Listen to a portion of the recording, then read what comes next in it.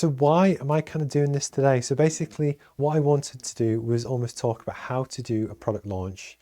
But the reason why I think it's topical to do it now is because it's live. So quite literally, she started, well, not long ago. Adele's doing an interview on BBC, but you're going to see this all day, every day. That one things that live streaming kind of gives you is the ability to react quickly and talk about stuff which is happening now. You know, it's not a textbook that's 5 years old. It's stuff that we can learn from the best in the world. And the reason why that's really important is because it doesn't matter necessarily what the textbooks say or what the theory says. Always watch the people that are genuinely the best in the world at what they do, and actually what do they do? How do they tease things out? What processes and stuff do they do which you can follow? Because I guarantee it kind of really works. So today her single is launched. I've listened to it once this morning. It only came out at midnight, and just as a prime example, just on Facebook when I was doing my research this morning from midnight, and it's now 9 a.m. He had 7 million views within just a few hours on one channel, which is just bonkers. So what I want to do is just kind of talk about this, but please kind of get involved. And yes, hello to anyone on Twitch as well. So for anyone on Twitch, this we talk about on this channel, business education stuff and how to help you make more money, help you grow your career. And especially this is still relevant for any kind of e-gamers, anyone that starts their own business, their own side hustle. It's kind of what we talk about as well. So who is she? Who is this person that we're talking about? So Adele Atkins is 33, originally from London, but I think she lives in kind of LA now. She is one of the world's best-selling kind of artists. But the thing that I think a lot of people like about Adele is that she doesn't fit the traditional mold of a pop star. She looks different, she sounds different, she isn't as polished as some people, she's very kind of herself. But actually the lyrics and the stuff that she does really kind of resonates with a lot of people, and her success has kind of been proven. Why are we talking about her today? Well, basically within the next few weeks, her 4th album launches. And as I mentioned kind of before, because this is happening as we speak, I thought it was quite topical to kind of talk about. And then likewise, as new media events and things happen over time as well, it could be a SpaceX launch, it could be anything. I always want to try and do my best at least to react to it, learn from it, and then share the knowledge that I think we can gain from it.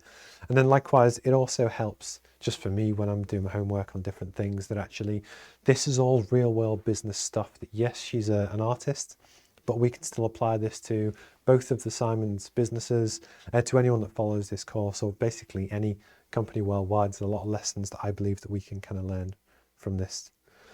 So one of the big things that we always talk about on the course is that people can't buy your stuff if they don't know it exists.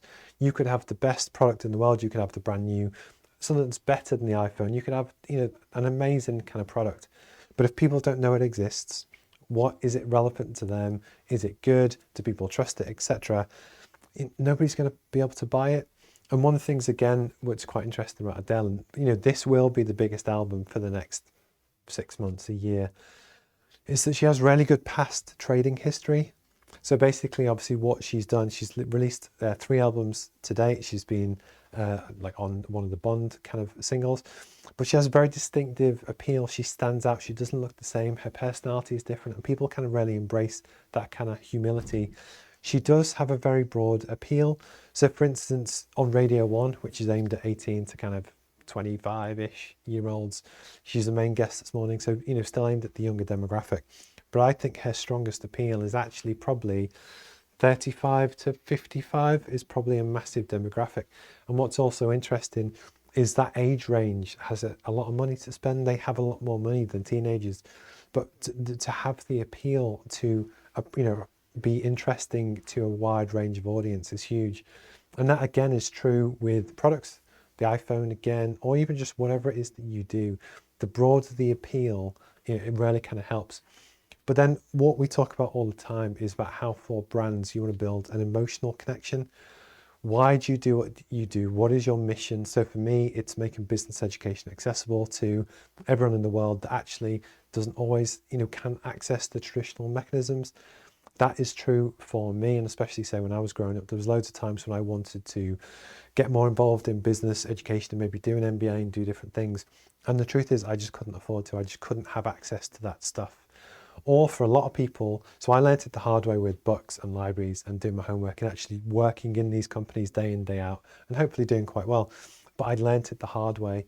What I've tried to do with the course is almost distill that down to help people who are working parents, who are time poor, that are busy, or that just want help to source all the information and bring it in one place. But the point is, when you're trying to share your story, for me, it really is like people and passion over profit. That's really kind of what I'm trying to do.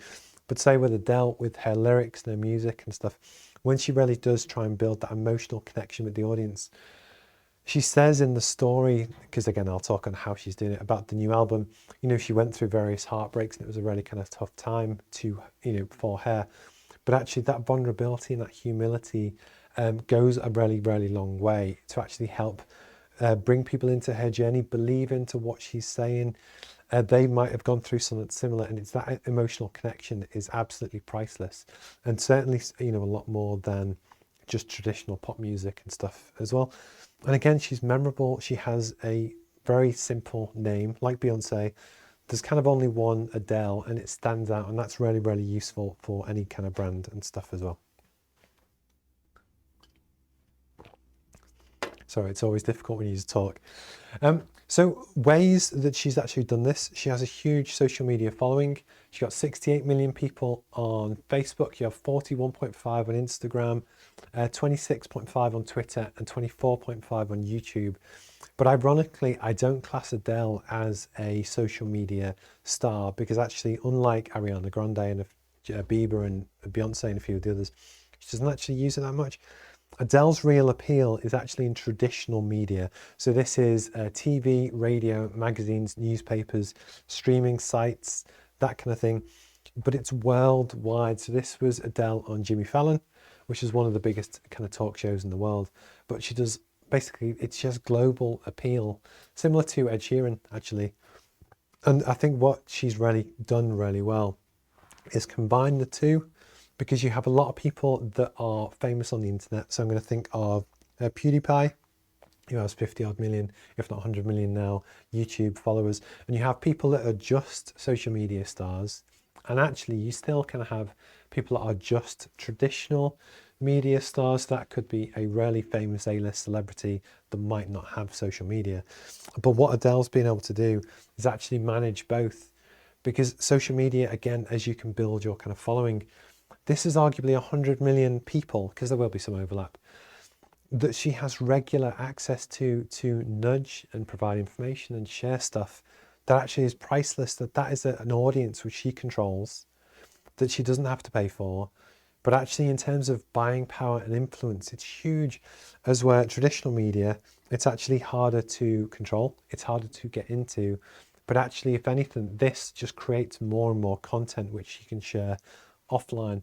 So I'm about to talk about how I believe that she does it.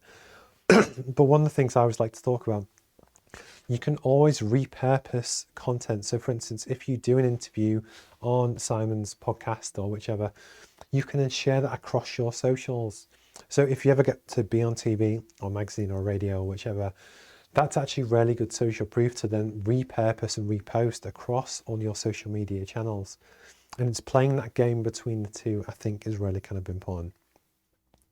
So how did she do it? So this is interesting. So I think for any business, it's really interesting to look at, okay, who did what? How did they actually execute against what their plan was?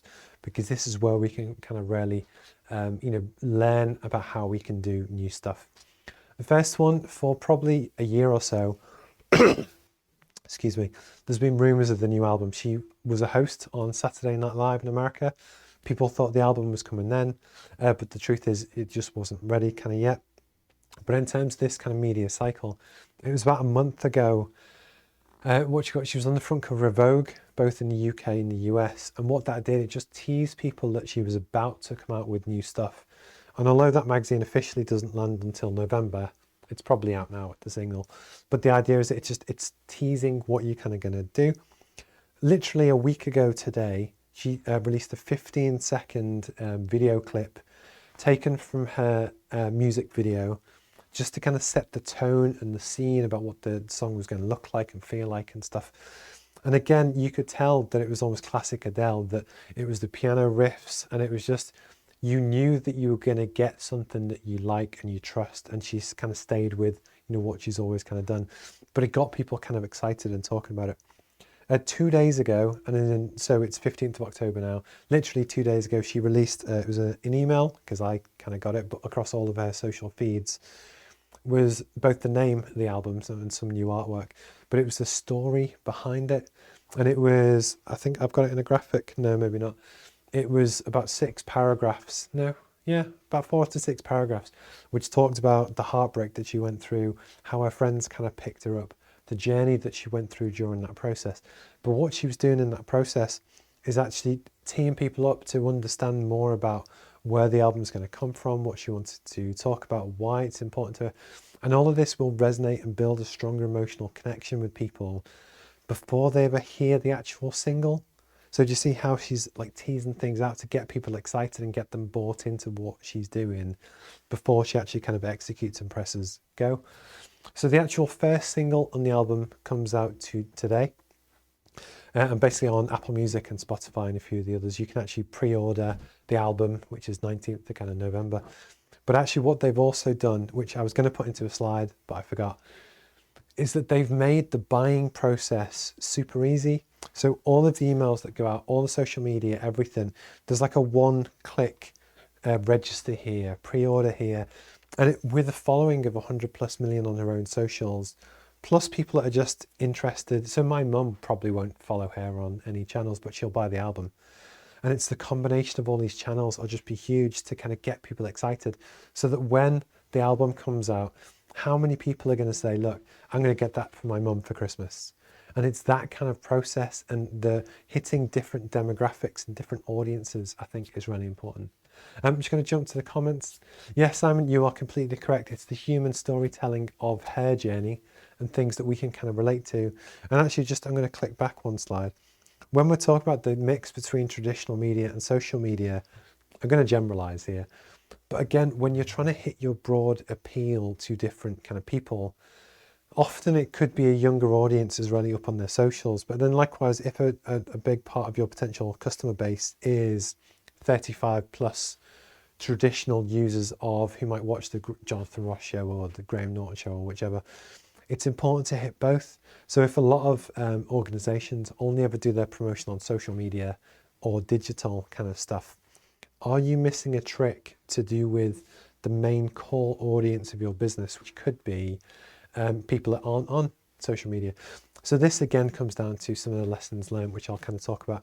But the idea is just to share the thinking about what things that you could do, how it could work. And again, really starting to pay attention to your business. Is it business to business? Is it business to consumer? And really thinking about those promotional kind of channels. So why do I think this will work? Basically, you've got a good product. This is from Glastonbury, I think. You've got social proof. So for instance, I will both, talk about, I am talking about it. It's the classic kind of proof in the pudding. But people will, word of mouth, say, have you heard the new Adele album? And it'll get people excited, even completely separate to all of the paid media and stuff that they're gonna do. I believe that she fits a niche in the market. So I listen to a lot of music, and I mean like quite a lot. And in terms of global stars that really make heartbreak type music, there aren't a huge amount. So you have Ed Sheeran, kind of a little bit, but not massively. Beyonce, Adele, like she's in that category. But it's an appeal which resonates with a wider audience, which I think is really special with kind of what she does. But I think there's definitely a niche there. There's genuine global awareness. I do believe that the name, just the simplicity on Adele, the one word, that it's memorable, is really good, as opposed to some band names have, 6 or 7 words. It's really kind of interesting and easy to kind of talk about. And I think a lot of people as well, it'll be FOMO, fear of missing out. I think when people know that there's going to be a next big thing, and this also will be true for the Bond film, which came out last week, the week before. when you know that people are going to want to talk about things and it's going to be in the media, you kind of don't want to miss out. You want to learn about all that kind of stuff as well. So I do think that there'll be a whole range of people that just on a fear of missing out, they'll probably buy the album or listen to it because they know their friends are going to talk about it. And it's that kind of viral sensation that as we watch this play out, and literally you can go onto any TV channel, radio channel, whichever today, Google, news, whichever, and you'll probably start to see this kind of stuff. So what can we learn? This is the important thing for the roadmap and for anyone who has their own business or kind of career. For one, develop a great product. If Adele was a crap singer and both just couldn't sing, it's not going to work. Or I think the other side to it as well is that the lyrics are good, that they relate to people, they're very well written, and I know that she has help because I'm sad enough that I've actually read album sleeves and stuff in the past. But the point is the product is good. With the roadmap, I might be brilliant at streaming, but if the product was crap and the textbook was crap and the content didn't work, it wouldn't last very long. But if you can really put the time and effort into develop great products and services and execute them well, I think that will really kind of go down a long way. The more you can understand your audience. So this is really interesting because I'm an engineer by trade, but I'm really passionate about marketing. I spend far too much time looking at that because actually it's really valuable. And the more time I spend doing these and talking to different people and just doing what I do, I get to learn more and more about the audience and what they like and don't like and how to pitch things or not pitch things. And actually that is so true for your business as well. Really understand, who is your target customer? What do they look like? What do they sound like? What do they buy? What do they like? What do they not like? And then likewise, when you're looking at your competitors as well, what gaps in the market do you feel that they've missed that you could plug? One of the big ones for me that I wanted to embrace over kind of COVID was streaming. It was the idea to be able to hit, in theory, people in 190 countries from an office, but actually do that in a way that not many people have or can. But because of my kind of background and knowledge in tech and stuff, that I thought I could try and kind of execute quite well. But again, what I'm trying to do there, it's not doing it for the sake of doing it. I'm trying to do it to help access a bigger audience.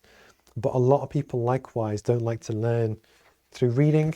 So this is still 216 pages and hopefully it's quite well put together and quite easy to read. But a lot of people still don't like to read, but they don't mind going on a Zoom call or talking things through or just listening to people. And it's really trying to understand your audience. What do they want? What are they not getting somewhere else? And how can you kind of plug that? Share your story. So Adele does it both in the lyrics, but also in the stuff that she sent out the other day about the album, what it was going to be about. That is so really true. So even on Simon's point, human storytelling, the more you understand about what someone's mission is and vision is and why they're kind of doing what they're trying to do. And related to that as well, obviously because of all the media stuff that she does, we know what Adele sounds like, we know what her mannerisms like, we know that she doesn't take herself too seriously, but all of that is actually helping to share her story about who she is, and it allows the user to really listen and understand about, do they want to buy into that process, do they want to buy into her journey and almost be part of that ecosystem. So when we're looking about sharing our story, it's something I say to a lot of people, but actually don't just use the written word. The written word helps communicate 7% of how we communicate emotion, and it's all of the other kind of 93 is tone of voice, it's body language, it's lots of other non-verbal kind of communication.